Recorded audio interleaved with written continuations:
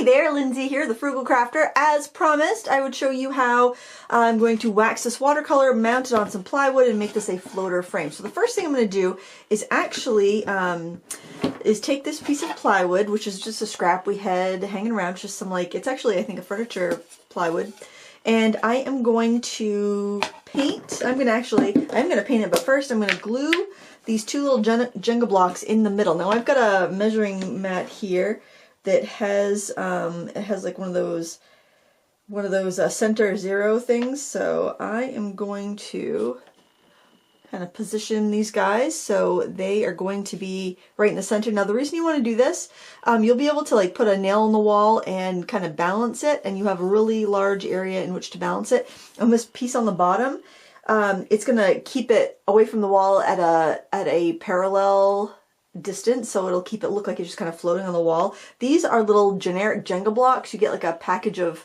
I don't know, maybe it's quite a few, 40, 50, 60, I'm not sure, at Dollar Tree. So that's what I'm using. If you had little bits of wood, as long as they're the same depth, that's fine. And I'm using them so they're sticking out the most. You could have it sticking out less, but that's up to you. You could also use a cradled like art panel for this, like a birch panel if you want to, but you know, that's totally up to you. Use whatever you have. Just try to keep it horizontal, you know, so you don't have it sliding off that, sliding off the thing when you go to hang it up. Alright, so I'm going to paint the back and the sides black. I'm going to paint the top white. And the reason I'm going to paint this, even though it's going to get covered up on the top, is because I want to seal any acid. That's probably way too much, but I want to seal any acid that is present, and I'm gonna make it a nice barrier coat there. So we're just gonna spread this out. Any white acrylic paint should be fine. You could use a primer sealer if you want to.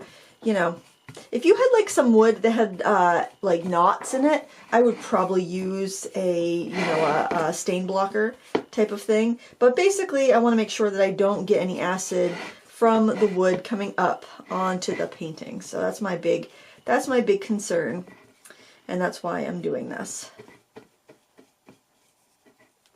And I'm going to let this dry, and then I will flip it over and paint the sides and the back. But I'll do that off camera because you didn't come here to watch paint dry, you came here to see the project. I don't really have to worry too much about brush strokes. I just want to make sure I have a flat surface that I will be able to adhere my painting to once this is dry. And I'll be using matte medium to adhere it, an acid-free collage glue. And actually, what the heck, I'm just going to go ahead and bring this right down onto the side while I'm at it. Got the extra paint on there, might as well give that a coat too. And the little feet on the bottom will prevent it from sticking to my table.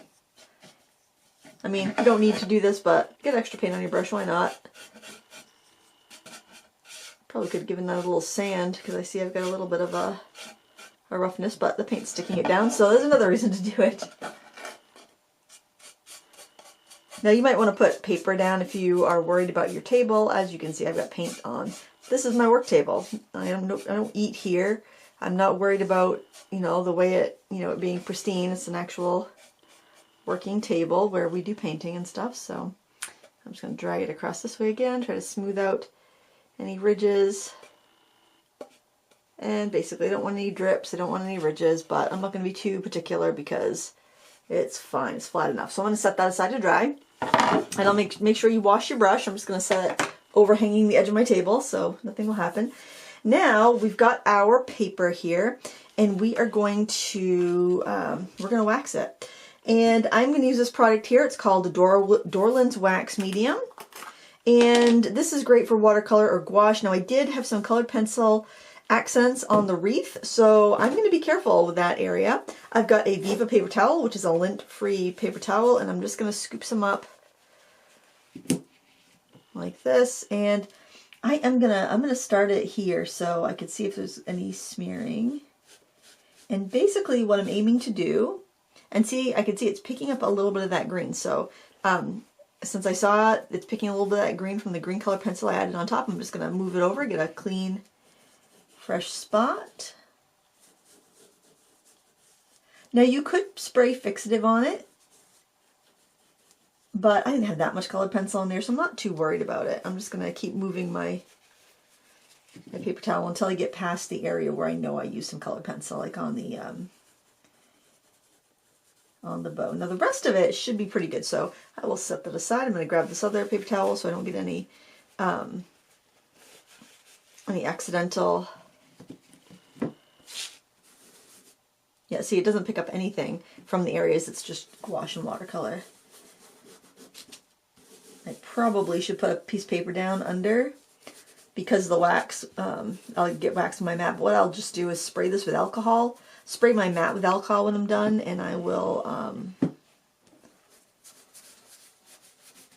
just go ahead and wipe that off. It's not going to dry immediately. In fact, you'll need to let this sit for like a day or two before you can kind of buff it out, and then it will be ready to mount. Actually, we might mount it before we buff it because I think it might be easier to hang on to buff if we have that board to hang on to. So I think I'll when that dries in about an hour or so, I'll put another coat of paint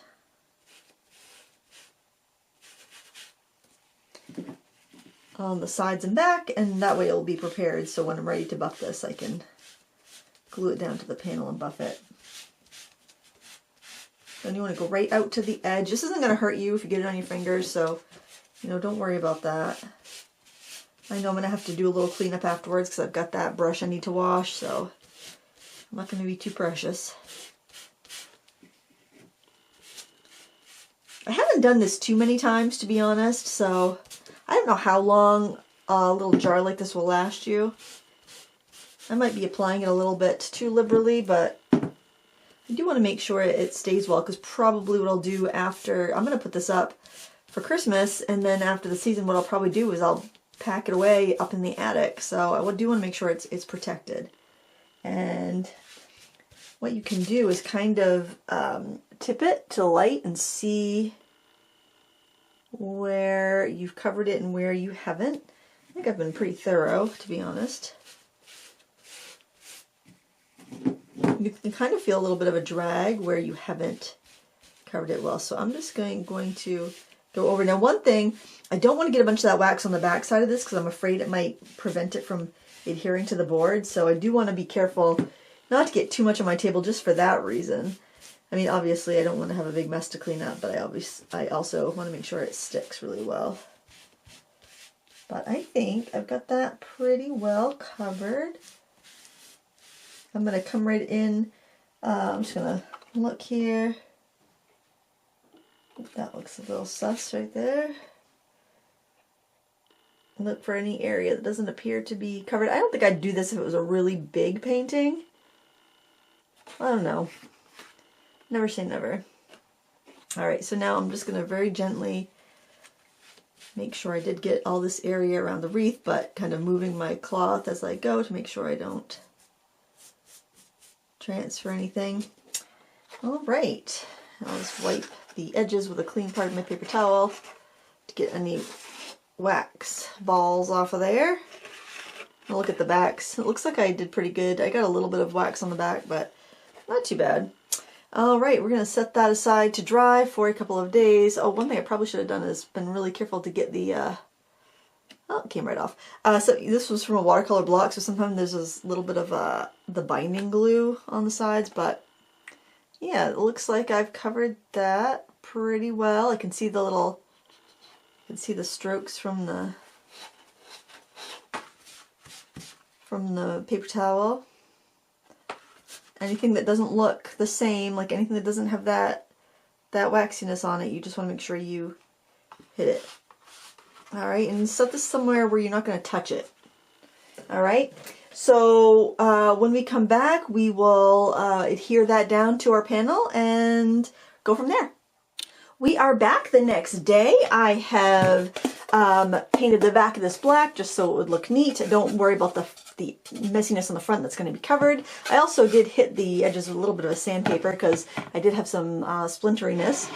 Then we've got our dried wax painting, and I've got an old piece of t-shirt here, and we're going to start buffing. So let me show you. It's pretty much matte as the wax dries, and if you like that, you can leave it, but if you buff it, I'm just going to buff a little area here so you can see. If you buff it, you're going to see that you bring a shine back to the artwork. So if you don't want the shine, I would just leave the wax as is, and if you do want the shine, then buff it. Now if you're going on an area where you know you've used colored pencil, like here over this bow, that seems to be alright, or over the wreath, I would just move to a clean piece of paper of rag. Now you can see a very, very faint, a little bit of green there because I used colored pencil on there. But, and you know, I could see a little green on that, a little bit of snow there. But other than that, you know, just go through and buff it out. And I would guess go to the amount of shine that you want. Now the reason I'm doing this, before I talked about sticking this down on the board first, but then I would have to let that dry, and I thought, you know what, I want to do this in as few video clips as possible, because I'm rather lazy, you know, and I don't want to do I want to get this done for you guys and not have to do a bunch of editing, and I mean, just a little bit of editing. I guess it wouldn't take any more time, like editing, but it would be sitting halfway done in my studio, and I don't like undone projects. I like to finish my projects up. I could see the waxy sheen on my rag here too. And I would just keep buffing until you're happy with how shiny it is. It's really up to you. You know, I think if you wanted it, you could varnish over this, I believe, after you've waxed it, but that's up to you. I think this is pretty well protected. It does feel like it's got a good finish. It does feel quite waxy the more I rub it. You can see that now it's shiny. It's up to you whether you like that or not. There's no right or wrong way. It just, you know, it's what you like. And I bet if you did another layer, you'd start to fill in kind of the tooth of the watercolor paper. But like I said, do as much or as little as you want. And then we will mount it. So I am going to grab a brush, and I am going to just give this a nice coating of glue. I'm going to start in the center. And I do want to get it out to the edge.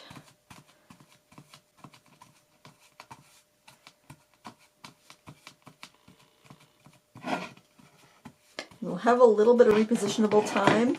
And I'm going with a pretty good amount here because I think I'm just going to put it on the board. I'm hoping that's enough. I hope I don't have to put it on the back of the painting as well, because it is pretty small.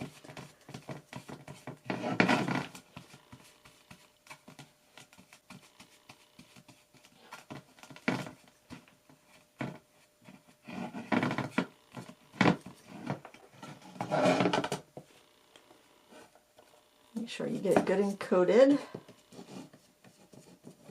Just make sure you use an acid-free glue. So matte medium works really well for that. Plus it's kind of thick, so it gives you a little bit of time. Alright, now did I say, I don't think it matters which side is up at this point because they're both, you know, pretty much the same. You want to make sure you glue it picture side up, right? Okay, so I'm just going to line it up.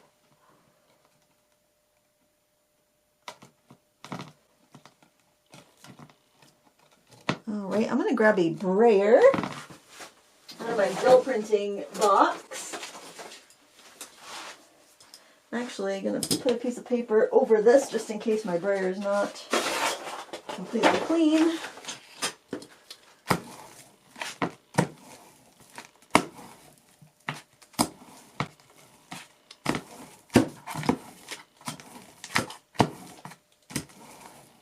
I don't want to move this paper around because if any glue seeps out, I don't want to spread it to the top of my painting. If I do that, then I'll definitely need to do a final like varnish over the top because it'll have like a little bit of a different sheen. All right. Now because I want to make sure this sticks down really well while it dries, I'm going to either set this face down on something clean and put some weight on the back of it, or I will just kind of set it like this and put a book on top of it, which I think that is what I'm going to end up doing. And there you have it. So to hang this up, you just put a tack on the wall or nail on the wall and it would float, and this bottom bumper would keep it at a uniform distance from the wall, and there you have it. Obviously you can use a cradled board for this and it would be much stronger. I think what I'm going to do, because I am done for the day, or at least I'm done for a while, and I generally would use plastic wrap, but I don't have any wax paper at the moment. I am going to, just for protection, I am going to set this, actually, you know what, I'm just going to set this over,